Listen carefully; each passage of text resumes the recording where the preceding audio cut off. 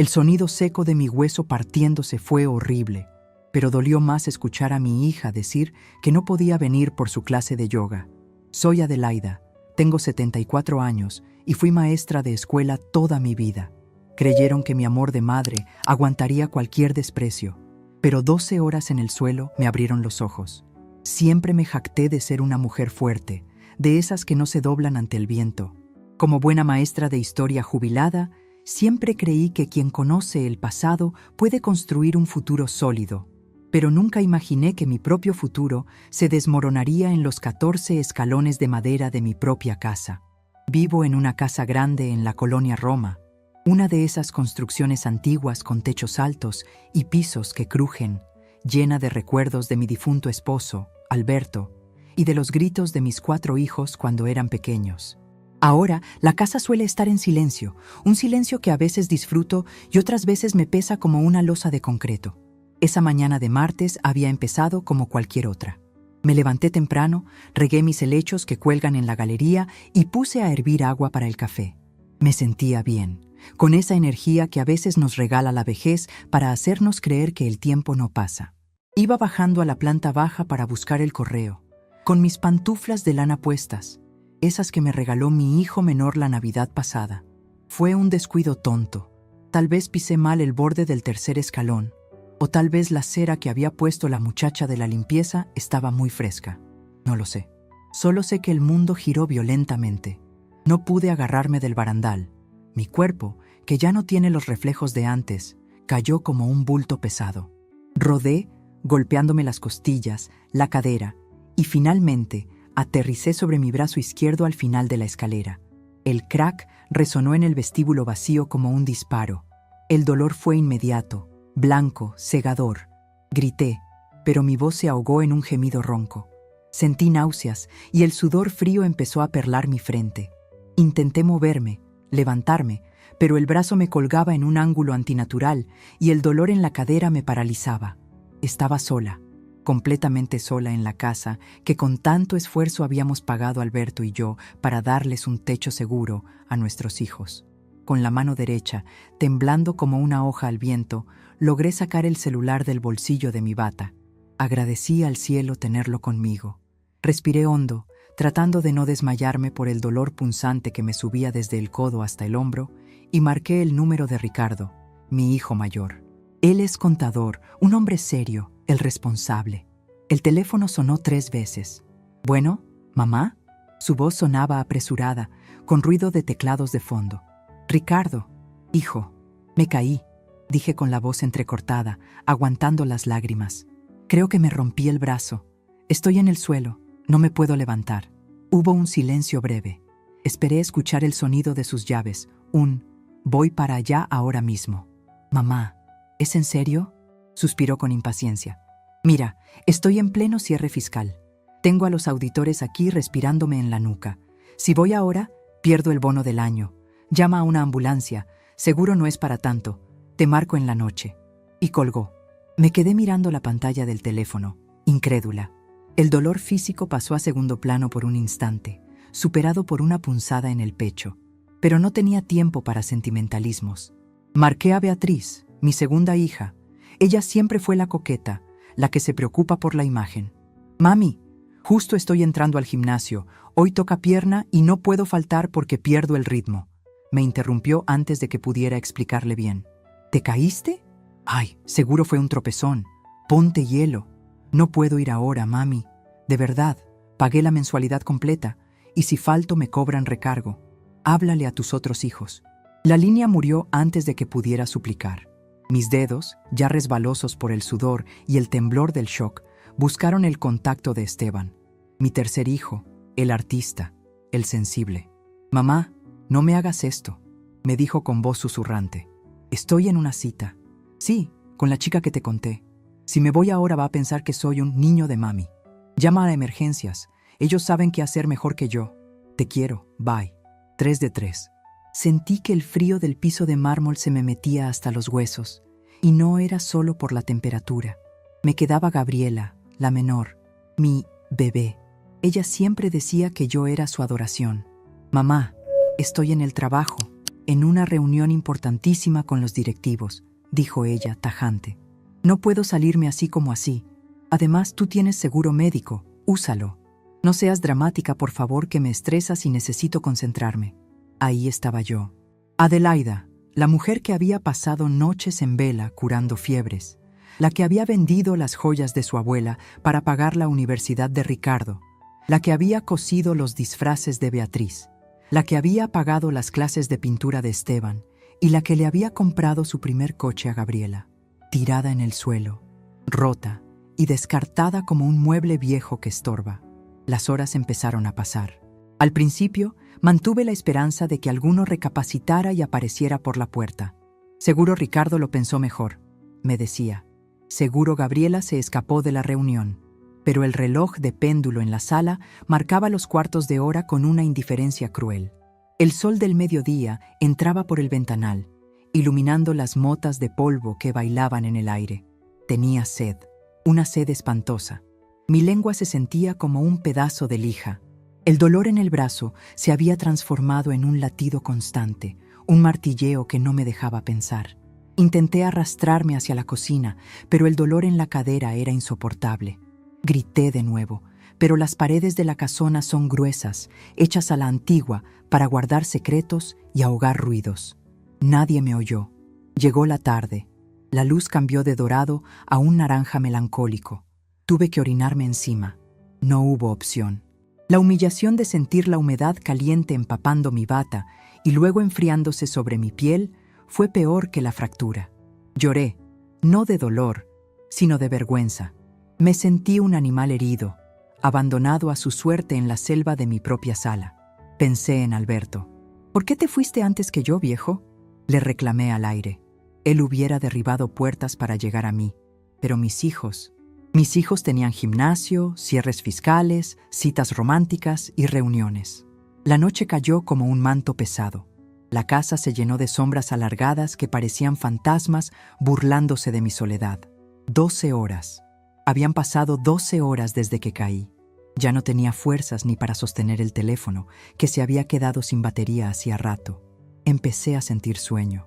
Ese sueño peligroso del que dicen que uno no despierta cuando está en shock.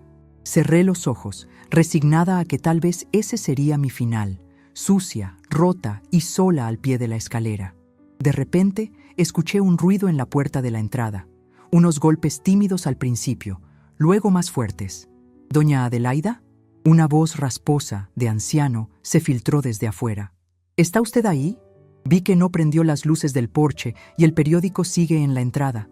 Era don Anselmo, mi vecino de la casa de al lado, un señor de 80 años, viudo como yo, que se pasa las tardes cuidando sus rosales. Un hombre con el que apenas intercambiaba los buenos días y algún comentario sobre el clima. Anselmo, intenté gritar, pero salió un susurro. Ayúdeme. No sé cómo me escuchó. Quizás los años le habían agudizado el oído para la desgracia ajena, o quizás fue pura intuición. Escuché el tintineo de llaves. Yo le había dado una copia de la llave de la entrada hacía 5 años, por cualquier emergencia, aunque nunca la habíamos usado. La puerta se abrió y la silueta encorvada de don Anselmo se recortó contra la luz de la calle. Entró despacio, con su bastón. Cuando me vio tirada al pie de la escalera, soltó el bastón y se movió con una agilidad que no creí que tuviera. Santísimo Dios, Adelaida. Se arrodilló a mi lado con dificultad. Sus manos arrugadas y llenas de manchas de la edad tocaron mi frente con una delicadeza infinita. Tranquila, mujer, tranquila, ya estoy aquí. No me preguntó qué pasó, ni me regañó por no tener cuidado. Sacó su celular, un modelo antiguo de teclas grandes, y marcó el 911 con dedos firmes. Una ambulancia, rápido. Una señora mayor, caída, posible fractura múltiple. No está consciente del todo. ¡Rápido, carajo!, gritó con una autoridad que me sorprendió. Mientras esperábamos, Anselmo buscó una manta en el sofá y me cubrió. Fue a la cocina, mojó un paño y me limpió la cara y los labios resecos. No dijo nada sobre el olor a orina, no hizo ninguna mueca de asco.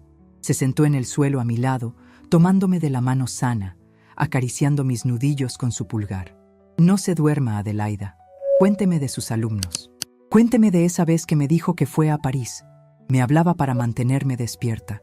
Cuando los paramédicos llegaron, Anselmo no se apartó. Yo voy con ella, dijo. Soy su familia. Nadie lo cuestionó. Me subieron a la camilla y el dolor fue atroz. Pero ver a Anselmo sosteniendo mi bolsa y cerrando la puerta de mi casa con llave me dio una paz extraña. En el hospital, todo fue luces blancas, olor a desinfectante y voces urgentes. Me operaron del brazo. Tuvieron que ponerme una placa y 5 tornillos. La cadera, por suerte, solo fue un golpe severo, pero requeriría semanas de reposo. Desperté en una habitación privada al día siguiente. El sol de la mañana entraba por la ventana, diferente al sol que me había visto tirada en el suelo. Giré la cabeza y ahí estaba don Anselmo, dormitando en una silla incómoda, con su bastón entre las piernas. No había rastro de Ricardo, ni de Beatriz, ni de Esteban, ni de Gabriela. El doctor entró haciendo anotaciones en una tabla. Buenos días, doña Adelaida. Fue una cirugía complicada, pero quedó bien. Su esposo ha estado muy pendiente, dijo señalando a Anselmo, que se despertaba sobresaltado. Es mi vecino, corregí suavemente, sintiendo un nudo en la garganta. Mi vecino y mi salvador. Ah, entiendo. Bueno, necesitamos contactar a sus hijos para el alta y los cuidados postoperatorios. ¿Tiene los números? Sentí una furia fría nacer en mi estómago, una claridad mental absoluta que barrió con el dolor de la cirugía. Recordé cada excusa, cada no puedo, cada segundo de esas 12 horas. No, dije con firmeza, sorprendiendo al doctor y al mismo Anselmo. No llame a mis hijos, ellos están muy ocupados. Miré hacia la mesita de noche donde Anselmo había puesto mis cosas. Anselmo, le dije, y mi voz ya no temblaba. En mi bolsa hay una agenda pequeña de piel roja. Busca el número del licenciado Montemayor, mi notario. Anselmo parpadeó, confundido. ¿Al notario, Adelaida? ¿No prefiere que intente llamar a Ricardo de nuevo? Seguro si sabe que es grave. No, Anselmo. Llama al notario.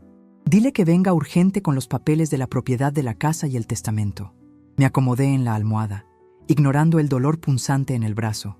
Durante años había sido la madre abnegada, la viuda que guardaba todo para el futuro de los muchachos. Pero mientras yacía en el suelo, oliendo mi propia miseria, me di cuenta de algo fundamental. Yo soy la dueña de la casa, yo soy la dueña de las cuentas, y yo soy la dueña de mi vida. Mis hijos no tuvieron tiempo para levantarme del suelo, pero pronto tendrían todo el tiempo del mundo para arrepentirse. El licenciado Montemayor llegó 2 horas después, con su maletín de cuero y cara de preocupación. Adelaida, ¿qué pasó? ¿Es urgente? Muy urgente, licenciado, respondí, extendiendo mi mano sana para pedirle una pluma. Vamos a hacer unos cambios. Quiero redactar un documento nuevo. Firmé los papeles con una letra temblorosa pero decidida, trazando un nuevo destino que nadie vio venir.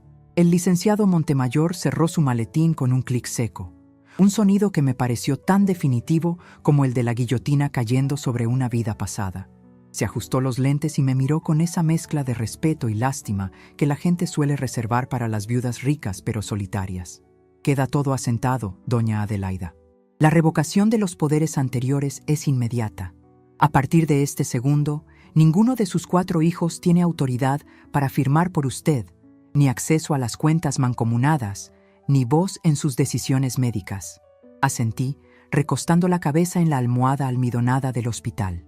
El brazo me punzaba bajo el yeso fresco, pero sentía una ligereza extraña en el pecho, como si me hubiera quitado un corsé que llevé apretado durante 40 años. Gracias, licenciado. Y recuerde, silencio absoluto. Si alguno de ellos llama a su despacho preguntando por movimientos, usted no sabe nada. Están en trámite. Como una tumba, señora. Descanse. Cuando salió, la habitación quedó en un silencio que solo rompía el zumbido del aire acondicionado y la respiración pausada de Anselmo, que seguía sentado en la esquina, fingiendo leer una revista de hace 3 años para darme privacidad. «Ya puedes dejar de hacerte el disimulado, Anselmo», le dije, intentando sonreír, aunque la mueca me tiró de la piel reseca. El viejo dejó la revista y me miró con sus ojos acuosos, llenos de una preocupación genuina que no había visto en los ojos de mis propios hijos en décadas. Adelaida, ¿estás segura de lo que hizo? Desheredar, bueno, bloquear a los muchachos. Es algo fuerte.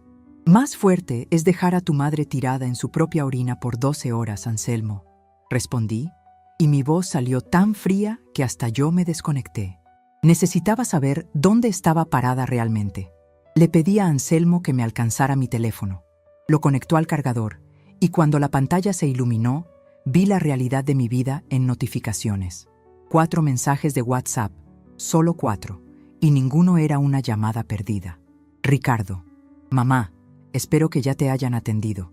Avísame cuánto salió la consulta para ver si lo meto como deducible. Sigo con los auditores. Un beso. Beatriz. Mami, ¿ya estás en casa? Me quedé súper preocupada, pero el instructor no me dejó salir de la clase. Avísame si necesitas que te mande un Uber Eats. Esteban. Ma, la cita fue increíble. Creo que es la indicada. Oye, ¿te quebraste algo al final? Espero que no. El yeso pica horrible. Descansa. Gabriela. Jefa, me tienen en juntas hasta tarde. Usa el seguro. Para eso lo pagamos. Bueno, lo pagas tú, jaja. Mañana paso a verte si me da tiempo. Leí los mensajes en voz alta para Anselmo. Él bajó la mirada, avergonzado por una vergüenza que no le correspondía. ¿Lo ves?, le dije. No soy una madre para ellos. Soy un cajero automático con latidos. Soy una obligación administrativa. Ahí empezó mi verdadera investigación. No de mis hijos, a ellos ya los conocía, sino de mí misma y de lo que poseía. Durante años, desde que Alberto murió, dejé que Ricardo manejara las inversiones, que Gabriela opinara sobre las remodelaciones necesarias de la casa, que Esteban sugiriera qué cuadros vender. Me habían hecho creer que yo era una viejita despistada que necesitaba su guía moderna. Anselmo, dije, sintiendo cómo la adrenalina del enojo borraba el dolor físico. Necesito que vayas a mi casa, ahora mismo. ¿A la casa? Pero si no puedo dejarla sola, estaré bien. Las enfermeras están aquí. Necesito que vayas a mi estudio.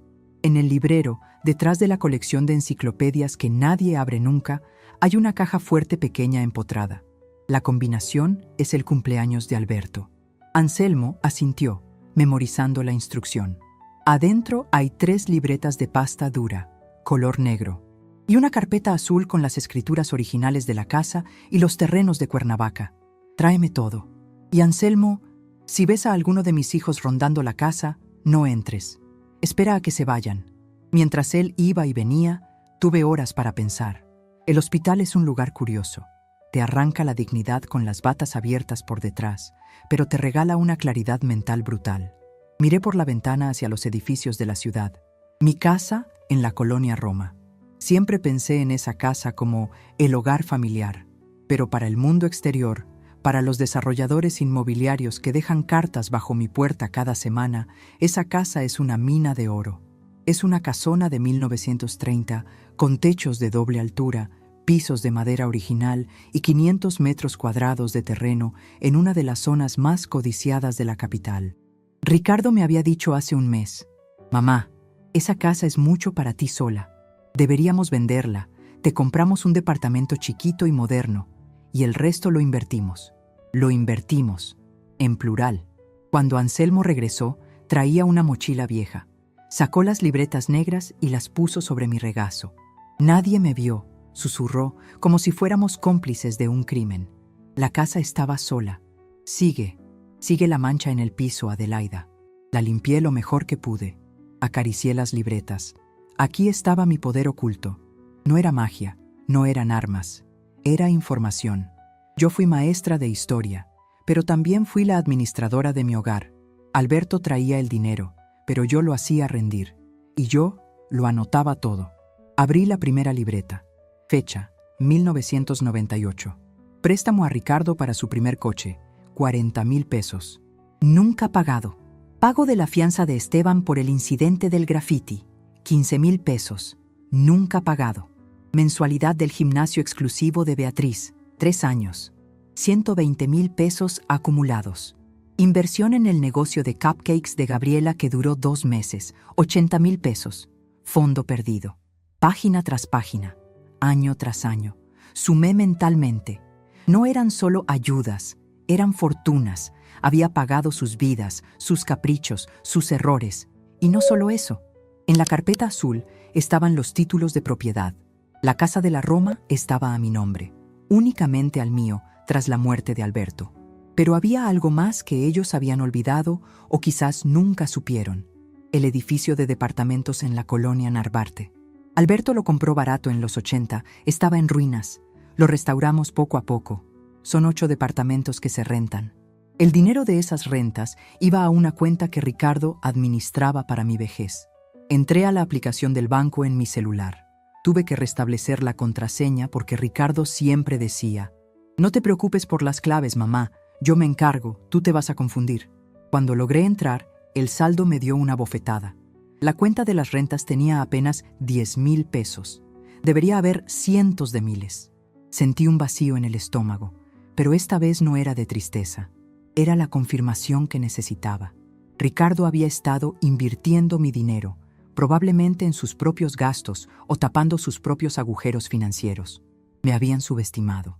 Creyeron que la maestra jubilada que tejía chambritas no sabía usar la banca en línea o que no recordaba qué propiedades tenía. Creyeron que mamá era un título honorífico sin poder real. «Se acabó, Anselmo», murmuré, cerrando la libreta con fuerza. «Se acabó la Adelaida que pone la otra mejilla». «¿Qué encontró, vecina?», preguntó él, asustado por la expresión de mi cara. «Encontré que he estado criando parásitos, no hijos. Y los parásitos se mueren si les cortas el flujo de sangre». Me miré en el reflejo de la ventana.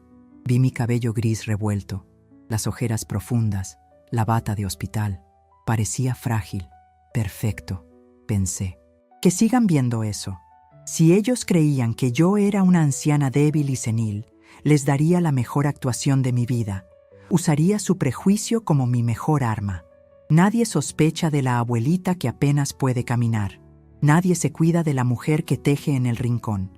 Empecé a trazar el plan en mi mente, con la misma meticulosidad con la que planeaba mis clases anuales de Historia Universal. Fase 1. El silencio. No les contestaría los mensajes. Dejaría que su propia culpa, si es que tenían alguna, o su curiosidad los carcomiera. Si preguntaban, yo estaba muy sedada. Fase 2. El retorno sorpresa. No les avisaría cuándo me darían el alta. Regresaría a casa con Anselmo. Fase 3. La fortaleza. «Anselmo, necesito otro favor», le dije tomando su mano. «Conoces al cerrajero del barrio, ¿verdad? El señor Guzmán». «Claro, el de la esquina. Quiero que vaya a la casa mañana temprano. Quiero que cambie todas las cerraduras, la de la entrada principal, la de servicio, la del patio trasero. Todas. Pero Adelaida, sus hijos tienen llave. Si llegan y no pueden entrar...». «Exactamente. Ese es el punto». Luego tomé el teléfono y marqué un número que no marcaba hacía años. Era de una antigua exalumna, Marisol, que ahora dirigía una agencia de enfermeras y cuidadoras de alto nivel. «Marisol, soy la maestra Adelaida». «Sí, sigo viva, muchacha. Escucha, necesito contratar un servicio, pero no quiero una enfermera dulce que me trate como bebé. Quiero a alguien fuerte, alguien que parezca un guardia de seguridad con uniforme blanco. Y la quiero en mi casa pasado mañana. Pago por adelantado». Cuando colgué, sentí que el dolor del brazo disminuía considerablemente. El dolor del alma, ese de haber sido abandonada, se estaba transformando en un combustible potente y denso. Siempre les enseñé a mis alumnos sobre la Revolución Francesa. Les enseñaba que la aristocracia cayó porque nunca imaginó que los que estaban abajo, los que servían la comida y limpiaban los pisos, pudieran tener inteligencia y furia. Mis hijos eran la aristocracia de mi casa. Vivían de mis rentas, esperaban mi herencia, daban por sentado mi amor incondicional, pero la guillotina estaba afilada y yo tenía la cuerda en la mano. En ese momento, mi celular vibró. Una llamada de Ricardo. Lo dejé sonar. 1, 2, 3 veces. Anselmo me miraba con nerviosismo. ¿No va a contestar? Podría ser importante. Nada de lo que él tenga que decir es más importante que las 12 horas que pasé contando las vigas del techo, Anselmo. El teléfono dejó de sonar. Luego vibró con un mensaje de voz. Lo escuché en alta voz. «Mamá, oye, el banco me mandó una alerta de cambio de contraseña en la cuenta de las rentas. ¿Fuiste tú? Seguro te equivocaste y le picaste a algo. Pásame la nueva clave urgente porque tengo que hacer unos pagos de mantenimiento del edificio. Llámame. Sonreí, una sonrisa torcida, carente de calidez. No preguntó cómo estaba mi brazo. No preguntó si ya había comido. Preguntó por la clave. Ahí estaba la confirmación final. No había amor, había interés. Y el interés tiene pies de barro. Anselmo, dije, sintiéndome más fuerte que en años. Pásame mi peine y el espejo. Si voy a empezar una guerra, al menos quiero estar peinada. Mientras desenredaba mis cabellos blancos, me prometí a mí misma que nunca más volvería a ser la víctima en mi propia historia. Había sobrevivido a la caída. Ahora me tocaba ver quién sobreviviría al ascenso. La puerta de la habitación se abrió de golpe. Una enfermera entró con la cena, gelatina verde y pollo hervido. «Doña Adelaida, tiene visitas en la recepción. Dicen ser sus hijos. Están haciendo un escándalo porque no los dejamos pasar fuera del horario». Miré a Anselmo. Él apretó su bastón, listo para defenderme. «Diles que estoy dormida», respondí con calma. «Y diles que el doctor prohibió las visitas por estrés emocional severo. Que vuelvan mañana, si pueden hacerse un espacio en sus agendas». La enfermera asintió y salió. Me acomodé en la cama, cerré los ojos y por primera vez en 24 horas dormí profundamente, sabiendo que la tormenta ya no estaba sobre mí, sino que yo era la tormenta que se dirigía hacia ellos. El regreso a casa no tuvo la fanfarria que mis hijos hubieran esperado en otras circunstancias, de esas veces que traen globos para la foto del Facebook y luego se van a los 10 minutos. No, el regreso fue silencioso y táctico, como el movimiento de una reina en el tablero de ajedrez cuando la partida está a punto de cambiar de manos. Anselmo conducía su viejo sedán con una prudencia exasperante, esquivando los baches de la colonia Roma como si transportara nitroglicerina. Yo iba en el asiento del copiloto, con el brazo en cabestrillo y la mirada fija en las calles que había caminado 1000 veces. Todo se veía igual. El puesto de tamales de la esquina, el parque con los perros corriendo, la panadería que huele a conchas recién horneadas a las 7 de la mañana. Pero yo ya no era la misma. Algo se había calcificado dentro de mí, más duro que el hueso que soldaba en mi brazo. «Ahí está Adelaida», dijo Anselmo, señalando la fachada de mi casa. Ahí estaba, mi casona, pero había un cambio sutil. La puerta de madera maciza, que antes tenía el barniz desgastado por el sol, ahora lucía una cerradura plateada, brillante y nueva, que reflejaba la luz de la tarde como un ojo vigilante. El señor Guzmán había hecho un buen trabajo. Al bajar del auto, una mujer robusta, de unos 50 años, con uniforme blanco impecable y brazos que parecían capaces de levantar un camión, nos esperaba en el pórtico. Era Matilde, la enfermera que me había enviado Marisol. No tenía cara de ángel de la guarda, tenía cara de sargento de infantería, perfecta. «¿Señora Adelaida?», preguntó con voz grave, sin sonrisitas falsas. «Soy Matilde. Tengo instrucciones estrictas de su agencia y del señor Anselmo. Aquí no entra nadie que no esté en la lista. ¿Es correcto?». La miré a los ojos y asentí. «Correcto, Matilde. Nadie. Ni aunque lloren, ni aunque griten, ni aunque digan que son mis hijos. Especialmente si dicen que son mis hijos». Entrar a la casa fue extraño. El lugar donde había yacido 12 horas, al pie de la escalera, estaba inmaculado. Anselmo había limpiado hasta el último rastro de mi humillación. Pero yo lo veía a mi fantasma tirado ahí, suplicando por un poco de agua. Pasé de largo sin mirar el suelo, con la barbilla en alto. «La instalé en la habitación de la planta baja, la que era el estudio», dijo Anselmo, cerrando la puerta tras de sí y echando el nuevo cerrojo con un chasquido metálico que sonó a gloria. «Para que no tenga que subir escaleras por ahora». Me acomodé en el sillón reclinable que habían movido allí. Matilde me tomó los signos vitales con eficiencia militar y luego se retiró a la cocina para preparar té. Me quedé sola con Anselmo. El reloj de péndulo marcaba las 4 de la tarde. «Ahora empieza el baile, Anselmo», murmuré, cerrando los ojos un momento. «¿Tienes el celular listo? No contestes, solo observa». No tuvimos que esperar mucho. La primera pieza del dominó cayó a las 5:30. Escuché el motor del auto deportivo de Ricardo. Lo reconocería en cualquier parte. Siempre lo acelera innecesariamente para anunciar su llegada, como si el mundo debiera agradecer su presencia. Escuché el portazo y luego sus pasos apresurados de zapatos italianos sobre el camino de entrada. El sonido de la llave entrando en la cerradura fue seguido inmediatamente por un silencio confuso. Luego, el tintineo de las llaves siendo sacadas y vueltas a meter. Girar, trabar, forzar, nada. La nueva cerradura ni siquiera se inmutó ante la llave vieja. ¿Pero qué demonios? La voz de Ricardo llegó amortiguada a través de la madera. El timbre sonó. 1, 2, 3 veces. Insistente, molesto. Matilde asomó la cabeza desde la cocina. Le hice un gesto con la mano sana para que se quedara quieta. Nadie abre. El celular de Anselmo, que estaba sobre la mesita, se iluminó. Ricardo llamando. Lo dejamos sonar hasta que se fue a buzón. Luego sonó mi teléfono, que tenía en el regazo en modo silencio. Vi su nombre en la pantalla y sentí una satisfacción fría al deslizar el dedo para ignorar la llamada. ¡Mamá!, gritó Ricardo desde afuera, golpeando la puerta con el puño. ¡Mamá! Sé que estás ahí.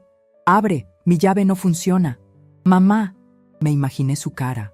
Esa cara roja que pone cuando las cosas no salen como él quiere, cuando un mesero se tarda o cuando el tráfico lo detiene. Estaba acostumbrado a que las puertas de esta casa siempre estuvieran abiertas para él, para venir a pedir, para venir a criticar, para venir a administrar. Hoy, la puerta era un muro. 10 minutos después, llegó refuerzos. Escuché los tacones de Beatriz repiqueteando en la acera. ¿Qué pasa, Ricky? ¿Por qué no entras? Su voz chillona se filtró por la ventana entreabierta. No abre, la llave no entra. Creo que cambiaron la chapa. ¿Cómo que cambiaron la chapa? Ay, no inventes. Seguro se trabó. A ver, déjame probar la mía. Ruido de llaves, forcejeo, silencio. ¡No abre!, exclamó ella indignada. Oye, esto es ridículo. Tengo que ir al baño y vengo muerta de sed del gimnasio. Mamá, soy Bea. ¡Ábrenos! Me tomé el té despacio. Estaba tibio, con un toque de canela, justo como me gusta. Miré a Anselmo, que estaba sentado leyendo el periódico, aunque noté que no pasaba de página. Estaba nervioso, pero firme. ¿Quiere más azúcar, Adelaida?, preguntó en voz alta. A propósito. No, Anselmo, así está perfecto. Gracias. Afuera, la confusión se estaba convirtiendo en pánico, pero no pánico por mi salud, pánico por la pérdida de control. «¿No contesta el celular?», dijo Ricardo, y pude escuchar la ansiedad en su voz. «Y el vecino tampoco. Oye, ¿y si le pasó algo? ¿Y si se murió ahí adentro?» «No digas estupideces, Ricardo». Esa era Gabriela. Acababa de llegar. Siempre pragmática, siempre fría. Si se hubiera muerto, habría patrullas. Esto es otra cosa. ¿Vieron las ventanas? Las cortinas están abiertas. Hay luz. Pues yo no entiendo nada, dijo Esteban, el último en llegar, con su tono de víctima habitual. Yo venía a traerle unas flores. Bueno, pensaba comprarlas en el semáforo, pero no había. Mamá nunca nos dejaría afuera. Seguro es el vecino ese, el viejo metiche. Seguro le lavó el cerebro. Me reí. Una risa seca, corta. El viejo metiche. Era el único que me había limpiado la orina de las piernas. Matilde se acercó a mí. «Señora, están golpeando las ventanas de la sala. ¿Quiere que intervenga?» «No todavía, Matilde. Déjalos que se cansen un poco. Es bueno para el carácter, como decían ellos cuando no querían venir a verme». Pasó media hora. Los 4 estaban afuera. Me los imaginaba perfectamente. Ricardo sudando dentro de su traje. Beatriz revisando su maquillaje en el espejo del auto. Gabriela mandando correos en su celular recargada en la pared. Y Esteban fumando un cigarro tras otro, ensuciando mi banqueta. Era el momento. La ejecución silenciosa requería precisión. No gritos, no dramas, solo hechos. «Matilde», dije, poniéndome de pie con un poco de dificultad. «Ayúdame a llegar a la ventana del frente, la que tiene la reja de hierro forjado». Me apoyé en su brazo fuerte y caminé despacio. El dolor en la cadera era un recordatorio constante de por qué estaba haciendo esto. Llegué a la ventana, descorrí el visillo de encaje y abrí el cristal apenas unos centímetros. Los 4 se quedaron helados al verme. Estaban agrupados en el porche como adolescentes atrapados en una travesura. ¡Mamá!, gritó Beatriz aliviada. «Por Dios, qué susto. Ábrenos. Llevamos horas aquí afuera rostizándonos». «¿Qué le pasó a la puerta?». Los miré a través de los barrotes de la reja. Me sentía como una abadesa en un convento de clausura, mirando a los pecadores.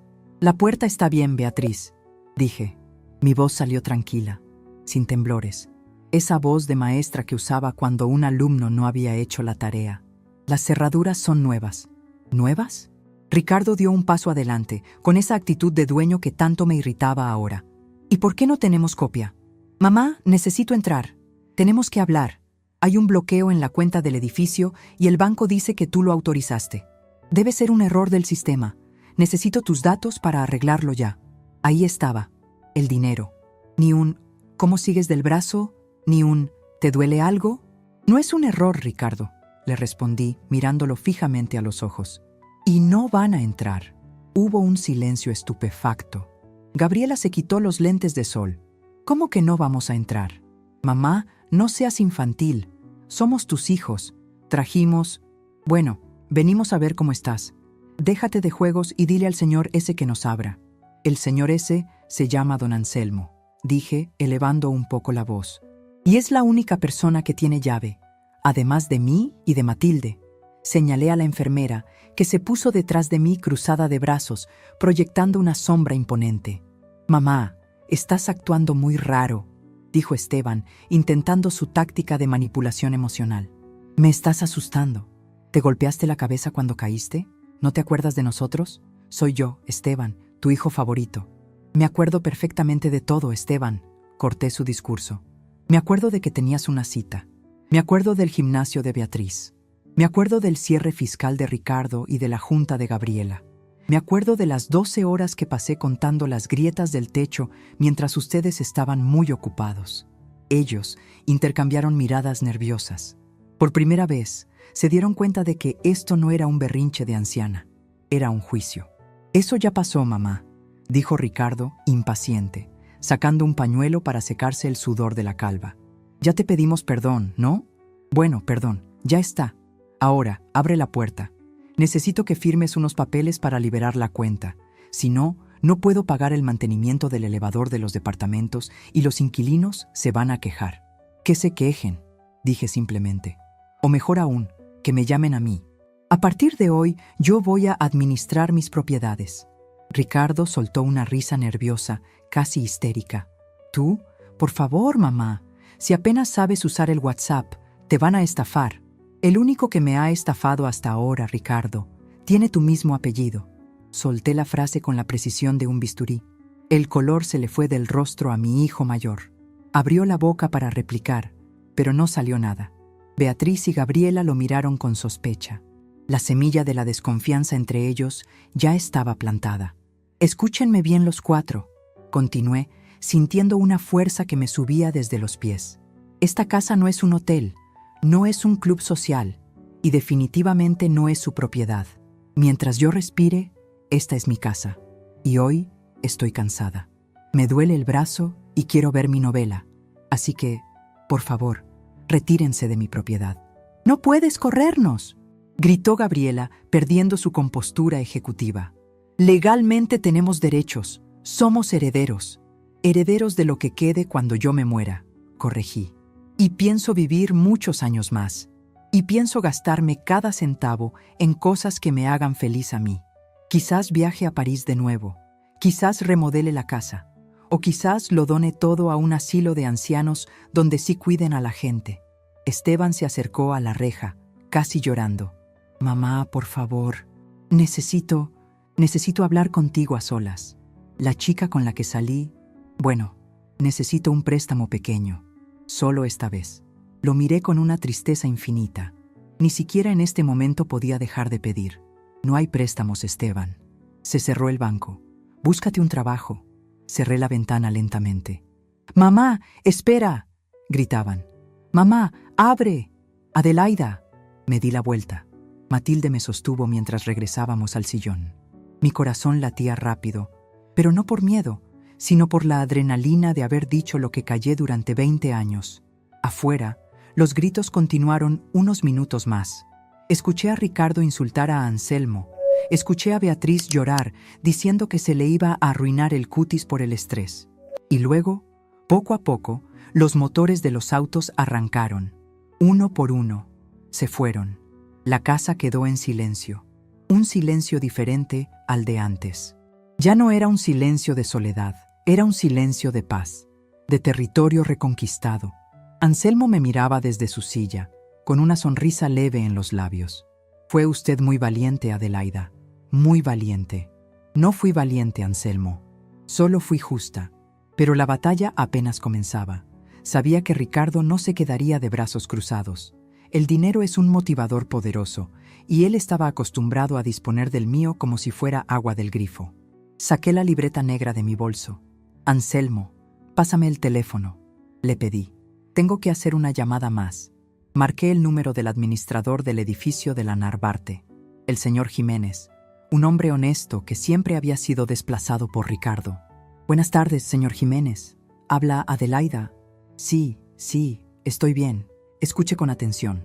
A partir de mañana, quiero que todas las rentas se depositen en una cuenta nueva. Sí, le voy a pasar los datos por mensaje. Y otra cosa, quiero una auditoría de los últimos 5 años. Sí, completa. Y si mi hijo Ricardo llama, dígale que hable con mi abogado. Colgué. Matilde me trajo un plato de galletas Marías y otro té.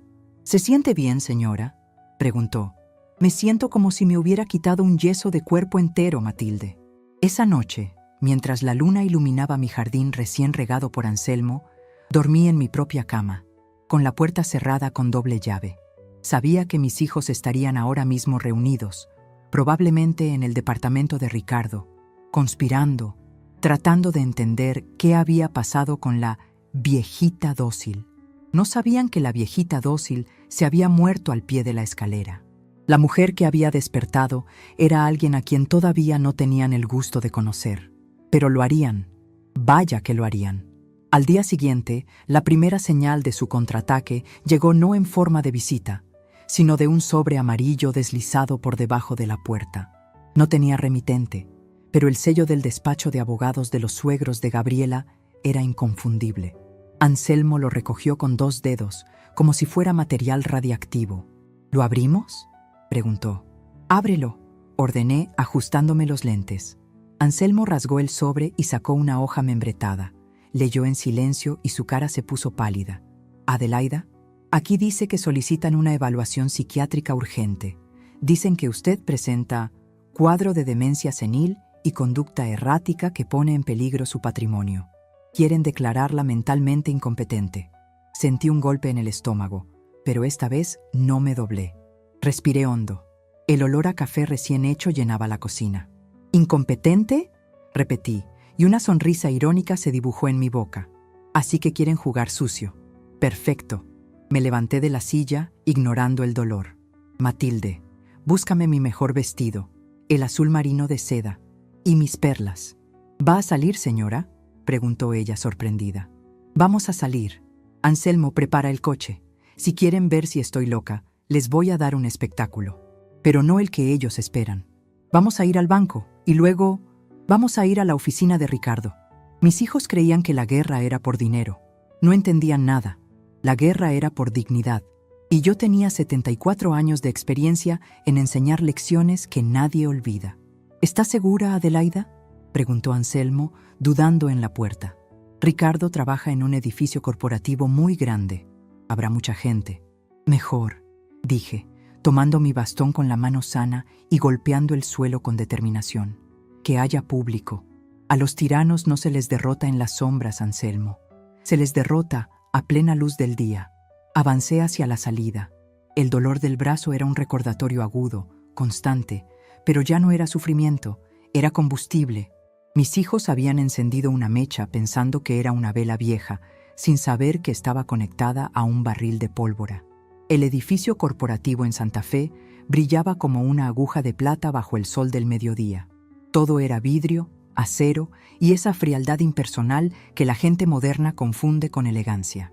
Anselmo detuvo su viejo sedán justo frente a la entrada principal, ignorando los cláxenes de las camionetas blindadas que esperaban detrás.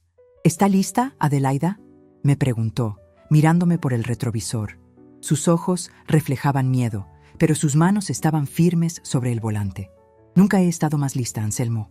Vamos a dar clase. Bajé del auto con la ayuda de Matilde. Mi vestido azul marino de seda, el que usé para recibir mi reconocimiento por 30 años de docencia, ondeaba suavemente con el viento. Llevaba mis perlas, mi brazo en cabestrillo y, en la mano sana, mi bastón de ébano. Matilde cargaba el portafolios de cuero, y su presencia, robusta y seria con su uniforme blanco, hacía que los guardias de seguridad dudaran antes de acercarse. Entramos al vestíbulo. El guardia de recepción, un joven que no levantaba la vista de su pantalla, me bloqueó el paso con desdén.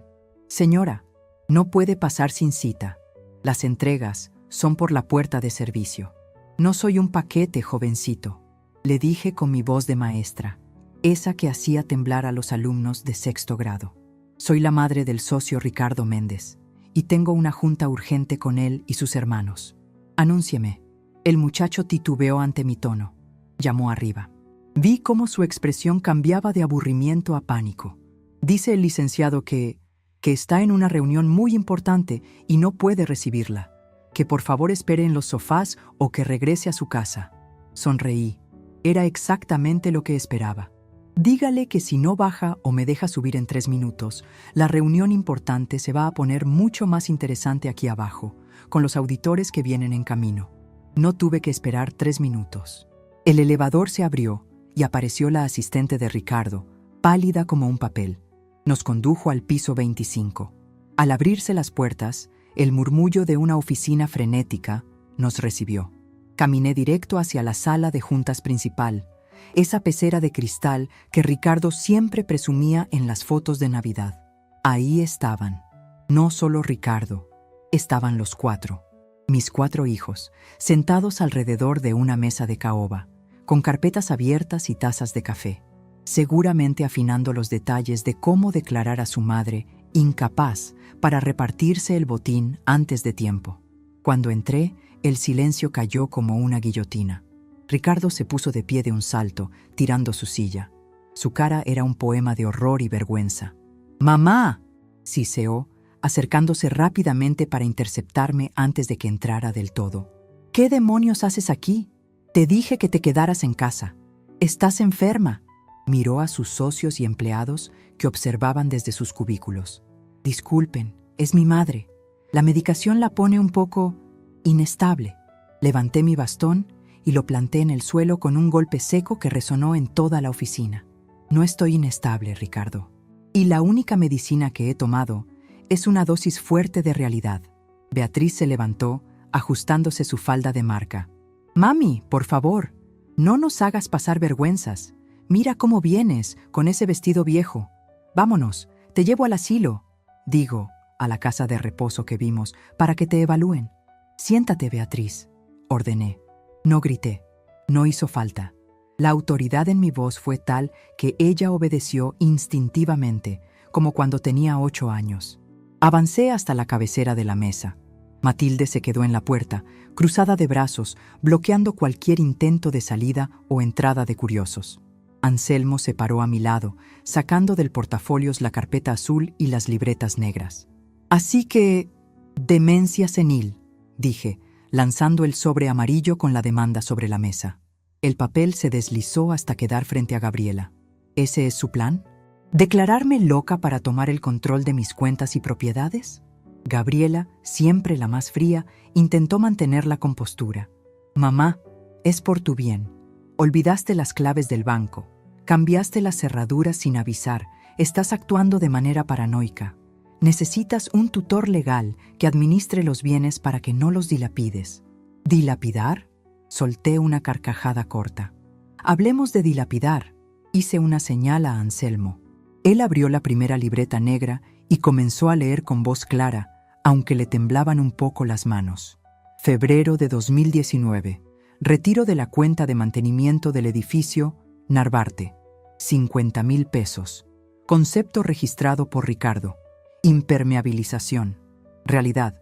Enganche de un auto deportivo BMW. Ricardo se puso blanco. Los socios de su firma, que escuchaban disimuladamente desde fuera del cristal, empezaron a murmurar. «Eso es mentira», gritó Ricardo sudando.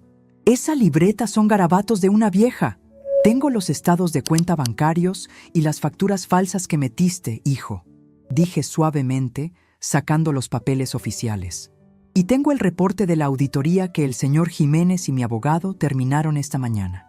Has estado desviando las rentas de mis inquilinos a tu cuenta personal durante 5 años. Eso se llama fraude, Ricardo, y abuso de confianza, y robo». Esteban, que había estado callado, intentó hacerse el invisible hundiéndose en su silla. «Anselmo, continúa», pedí. Agosto de 2021. Préstamo a fondo perdido para la Galería de Arte de Esteban. 200,000 pesos. Nunca se abrió la galería. El dinero se gastó en un viaje a Tulum y gastos de representación. Esteban cerró los ojos. «Beatriz», dije mirándola, «hablamos de las tarjetas de crédito adicionales que usabas para tus tratamientos de spa y que yo pagaba sin decir nada, o de las colegiaturas de mis nietos que según tú no podías pagar mientras te ibas a Las Vegas». El silencio en la sala era absoluto. Ya no me miraban como a una anciana frágil. Me miraban como si fuera un monstruo que acababa de salir de debajo de la cama. Pero no era un monstruo, era la verdad. Y la verdad, cuando ha estado oculta mucho tiempo, deslumbra y quema. Ustedes alegaron en esta demanda, golpeé el sobre amarillo con mi índice, que yo no tengo la capacidad mental para administrar mi dinero, pero resulta que soy la única en esta familia que sabe sumar y restar sin robar. Ricardo intentó una última táctica desesperada. Se aflojó la corbata, tratando de recuperar su aire de ejecutivo agresivo. «Mira, mamá, todo esto se puede explicar. Son movimientos financieros complejos que tú no entiendes. Pero si sigues con este escándalo, te vas a quedar sola. Nosotros somos tu única familia. Si nos atacas, nadie te va a cuidar. ¿Quién te va a llevar al hospital la próxima vez que te caigas? ¿El vecino? Se va a morir antes que tú». Fue un golpe bajo, cruel, pero ya no me dolía. Mi corazón se había blindado durante esas 12 horas en el piso.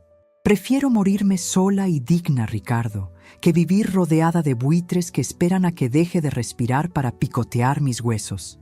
Saqué el documento final del portafolios, el documento que el licenciado Montemayor había redactado esa misma mañana. «Esta es la revocación total de herencia», anuncié. El aire pareció salir de la habitación.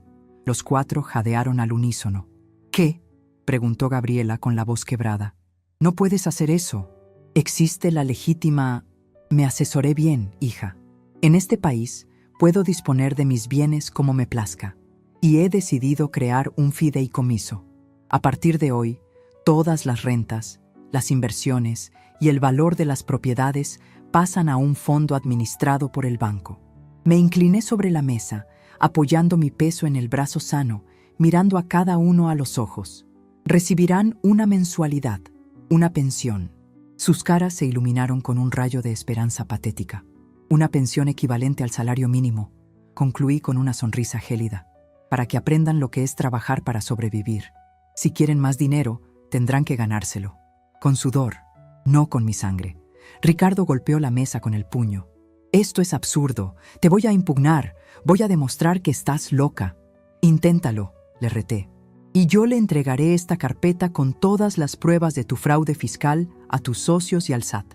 ¿Cuánto crees que dure tu carrera de contador exitoso si se sabe que le robas a tu propia madre viuda?» Ricardo se desplomó en su silla. Sabía que estaba vencido. Lo tenía agarrado por donde más le dolía, su reputación y su bolsillo. Beatriz empezó a llorar, un llanto feo de esos que corren el rímel. «Mamá, no puedes hacernos esto. Yo tengo deudas». «Entonces vende tus bolsas, Beatriz, o cancela el gimnasio. Tienes salud, ¿no? Úsala». Me di la vuelta para salir. El dolor en mi brazo fracturado era intenso, palpitante, pero mi espíritu estaba volando. «Ah, una cosa más», dije deteniéndome en la puerta de cristal. «No quiero verlos en mi casa. Si intentan entrar, Matilde llamará a la policía. Nos veremos en el juzgado para ratificar la orden de restricción». Caminé hacia la salida, pasando entre las filas de empleados que ahora me miraban con una mezcla de terror y admiración absoluta. Anselmo caminaba a mi lado, con el pecho hinchado de orgullo, como si fuera el escolta de la reina de Inglaterra.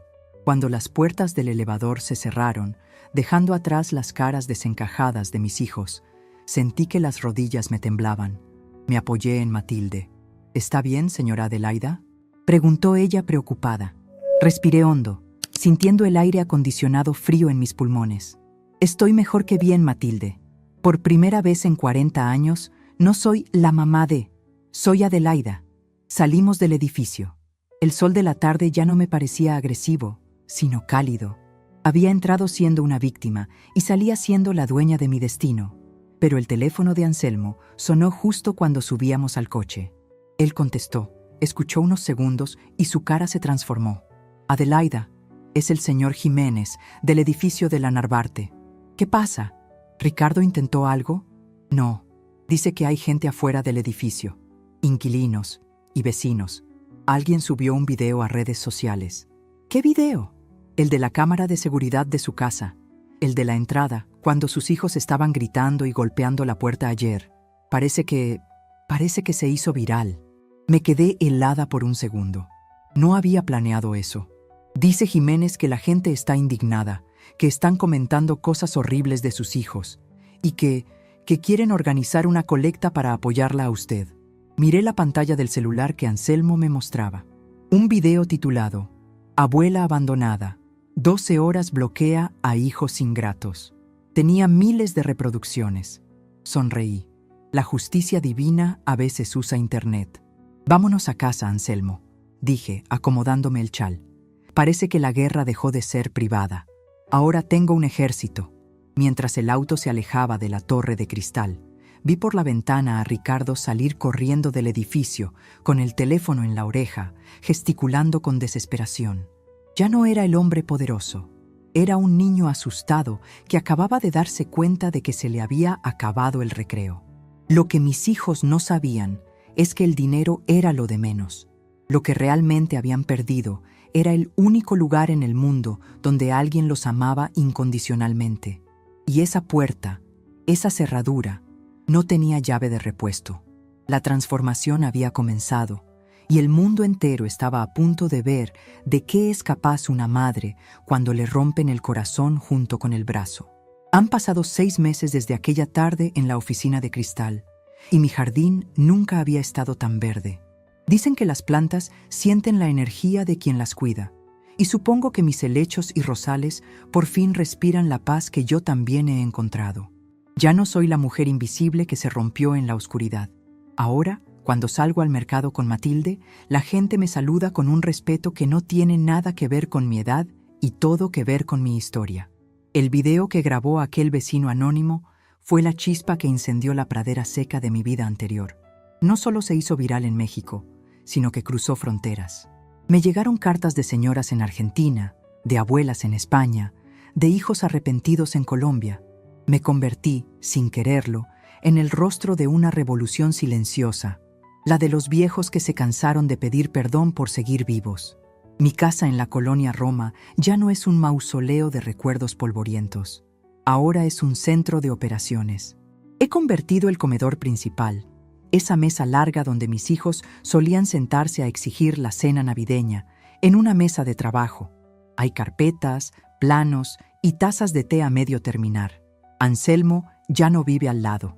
Bueno, duerme en su casa, pero pasa el día aquí, siendo mis ojos cuando me canso y mis piernas cuando la humedad hace que me duela la cadera.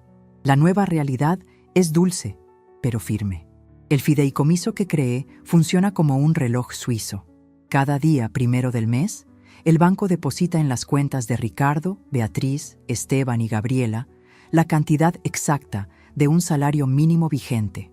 Ni un centavo más, ni un centavo menos. Al principio, llovieron amparos legales, cartas de abogados llorones y amenazas veladas, pero el escándalo público los ató de manos.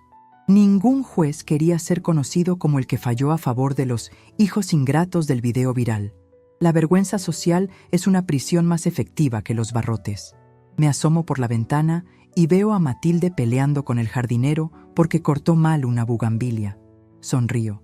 Esa mujer que entró a mi vida como un tanque de guerra se ha convertido en la hija que Beatriz nunca supo ser. No por sangre, sino por lealtad. Aquí no hay lazos de ADN que obliguen a nada. Aquí nos une el respeto mutuo y el café de las 5 de la tarde. Ayer me topé con la realidad de mis decisiones y debo admitir que, aunque una madre nunca deja de sentir un pellizco en el corazón, la maestra que llevo dentro se sintió satisfecha con la lección impartida. Fui al centro comercial a comprar unos libros. Iba del brazo de Anselmo, caminando despacio pero sin bastón, y la vi. Era Beatriz. Estaba trabajando en un stand de maquillaje, de esos que están en los pasillos, intentando venderle una crema a una jovencita que la ignoraba. Llevaba el uniforme de la marca, un chaleco negro que le quedaba un poco apretado, y ya no tenía las uñas de acrílico perfectas ni el cabello de salón. Se veía cansada, se veía real. Nuestras miradas se cruzaron por un segundo. Vi cómo se le llenaban los ojos de lágrimas y hacía el ademán de soltar las cremas para correr hacia mí. Quizás para pedir perdón, o quizás, más probablemente, para pedirme que le aumentara la mensualidad. Pero me detuve. No con crueldad, sino con firmeza. Le sostuve la mirada. Asentí levemente con la cabeza. Un saludo cortés, de desconocida a desconocida, y seguí caminando. Anselmo me apretó el brazo suavemente. ¿Está bien, Adelaida? Mejor que nunca, viejo. Está trabajando. Por fin está entendiendo lo que cuesta ganarse el pan. Eso es más valioso que cualquier herencia que yo pudiera dejarle. Supe por el señor Jiménez, mi administrador leal, que la vida de los demás también dio un giro de 180 grados. Ricardo fue despedido de su firma.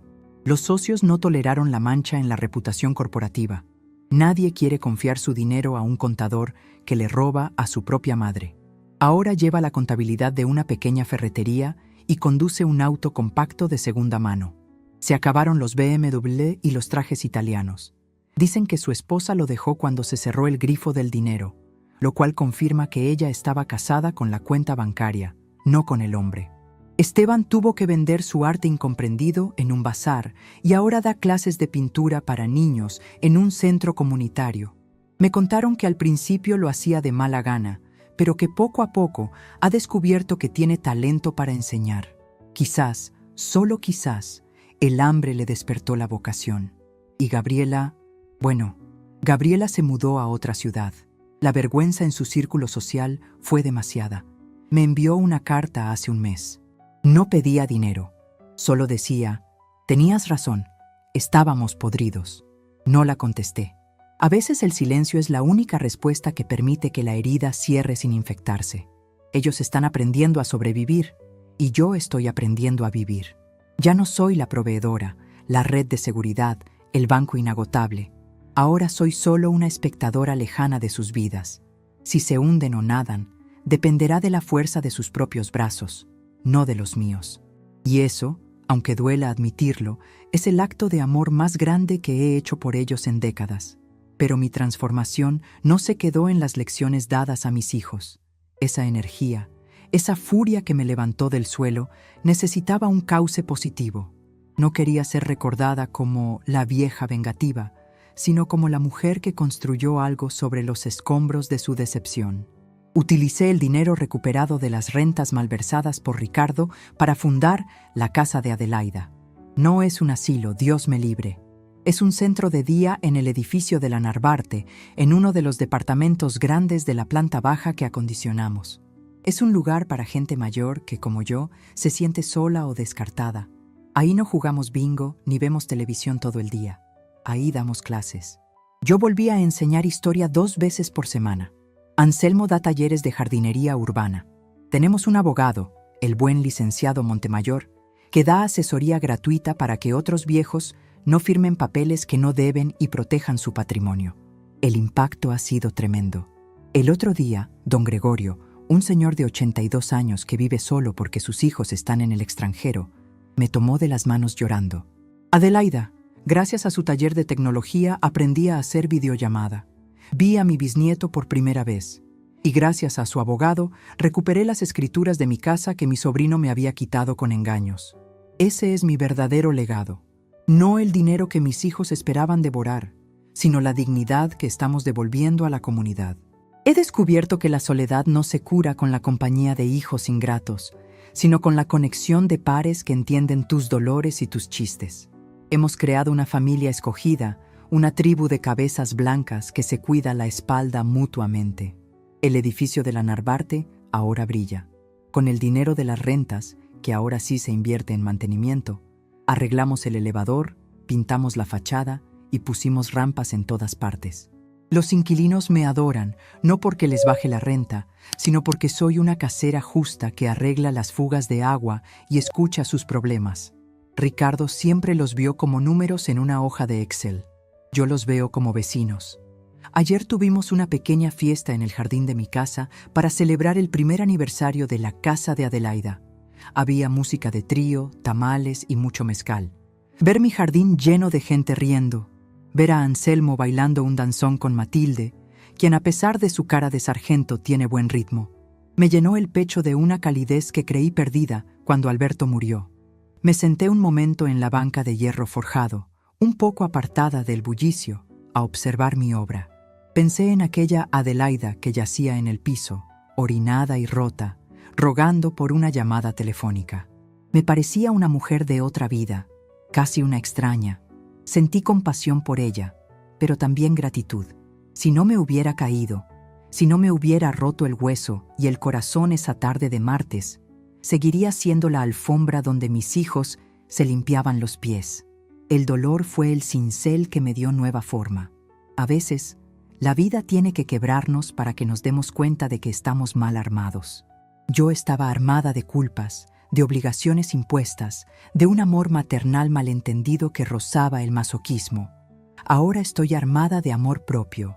Mucha gente me pregunta si los extraño, si no me da tristeza pensar que moriré sin que mis hijos sostengan mi mano. Y la respuesta honesta es que ya hice el duelo. Lloré a mis hijos la noche que pasé en el suelo. Lloré la muerte de la idea que tenía de ellos. Los hijos que yo creía tener, los amorosos, los agradecidos, nunca existieron, o dejaron de existir hace mucho tiempo. Los adultos que ocupaban sus cuerpos eran extraños egoístas, y a los extraños no se les extraña. Además, no pienso morir pronto. Tengo un viaje a Oaxaca planeado con Anselmo para el próximo mes. Quiero ver las ruinas de Monte Albán otra vez, pero ahora con ojos nuevos, y después tal vez vayamos a la playa. Me compré un traje de baño completo, azul rey. Matilde dice que me veo muy guapa, y por primera vez en años le creo al espejo. La fiesta terminaba. Los invitados se iban yendo, llevándose itacates de comida y dejando abrazos sinceros. Me quedé sola en la sala, con las luces apagadas, disfrutando del silencio que ya no pesaba como losa, sino que me abrazaba como una manta suave. Miré hacia la escalera. Esos 14 escalones de madera que casi me matan. Durante meses los evité, viviendo en la planta baja. Pero hoy, algo en mí me dijo que era hora. Me acerqué al primer escalón. La madera crujió, saludándome. Puse la mano en el barandal. Mi brazo izquierdo, el que tuvo los tornillos, ya estaba fuerte. No perfecto, a veces dolía con la lluvia, pero funcional. Subí el primer escalón. Despacio. Subí el segundo. Respiré hondo. No había miedo. Había respeto, sí, pero no miedo. Llegué a la mitad, justo donde había perdido el equilibrio aquella vez. Me detuve y miré hacia abajo, hacia el vestíbulo vacío donde Anselmo me había encontrado. «Ya no me das miedo», le susurré a la casa. «Y ya no me das miedo, Soledad». Terminé de subir. Llegué a mi antigua habitación, la que compartí con Alberto. Abrí el balcón y dejé entrar el aire fresco de la noche. Desde ahí se veía la ciudad, con sus millones de luces, cada una representando una historia, una lucha. Saqué mi celular. Tenía un mensaje de Anselmo. «Descansa, compañera. Mañana hay que ir a ver lo de las macetas nuevas. Buenas noches». Respondí con un emoji de carita feliz. ¿Quién lo diría? A mis 74 años aprendiendo a usar emojis y a poner límites. Mis hijos pensaron que al no acudir a mi llamado me estaban condenando al olvido. No sabían que, en realidad, me estaban regalando la libertad. Me obligaron a rescatarme a mí misma y en el proceso descubrí que la Adelaida fuerte, la maestra, la guerrera, nunca se había ido. Solo estaba esperando a que dejara de cargar a los demás para poder ponerse de pie. Me acosté en mi cama, amplia y fresca. Cerré los ojos con una sonrisa, sabiendo que mañana sería otro día ocupado. Tenía una clase que preparar, un jardín que regar y una vida propia que disfrutar. Me rompí el brazo y el corazón, es cierto, pero resulta que los huesos sueldan más fuertes donde se quiebran, y el corazón, cuando sana, late con un ritmo mucho más poderoso, el ritmo de la libertad.